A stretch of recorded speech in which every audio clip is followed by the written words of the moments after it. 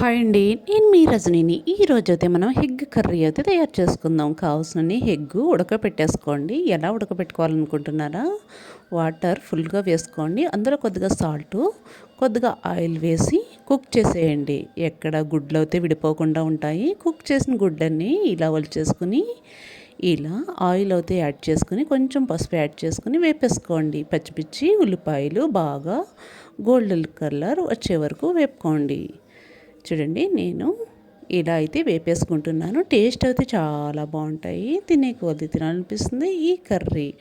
ఇప్పుడు మనం వెల్లుల్లి, అల్లం, జీలకర్ర ఇలా మిక్సీ అయితే పట్టేసుకుందాం. వేసవికాలం కదా, కొంచెం మసాలా అయితే వేసుకుందాం. టేస్ట్ అయితే చాలా బాగుంటుంది. ఇప్పుడు ఈ ఆనియన్స్ అన్నీ వేగిపోయింది. చూడండి, గుడ్లు కూడా వేగిపోయినాయి చాలా చక్కగా.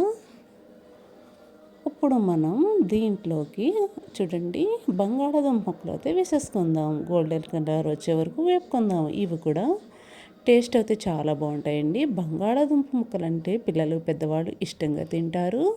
వాత ఉన్న వాళ్ళు కొంచెం తగ్గించి తినాలి. టేస్ట్ అయితే చాలా బాగుంటుందండి. కోడిగుడ్డు బంగాళాదుంప కర్రీ. ఇప్పుడు మసాలా అంతా వేసుకోండి.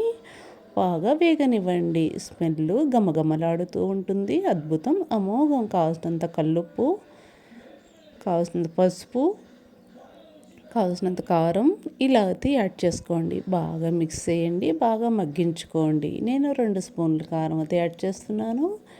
టేస్ట్ అయితే చాలా బాగుంటుంది. కారం ఉంటేనే రుచి. తగినంత వాటర్ అయితే యాడ్ చేసుకోండి. వావ్, నోరూరించే కోడిగుడ్లు కర్రీ.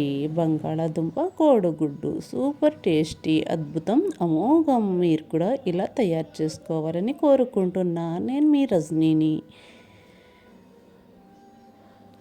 చూడండి, ఇప్పుడు 10 నిమిషాలు అయితే బాగా కుక్ చేసేసుకుందాం. చూడండి, కుక్ అయిన తర్వాత మీకు కావాల్సినంత కొత్తిమీర అయితే యాడ్ చేసుకోండి.